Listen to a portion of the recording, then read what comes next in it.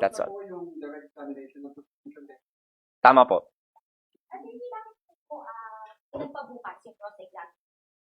Because the cross-examination will entail long time based sa experience natin bilang litigator din, ine-expect natin na matatagalan yun. And some senators are already tired sitting there.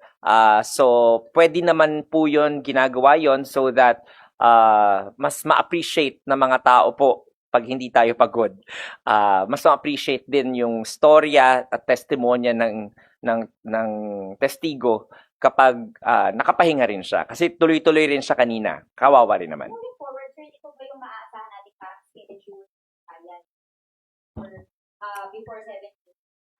Yes, yes. I think we want to make the trial very compact and expedient. Medyo long day lagi tayo kapag may trial, alam nyo naman. So gusto natin na as much as possible lahat ng mga incidents ma-resolve kagad at mabilis yung mga pagpepresenta ng mga testimonya at ebidensya.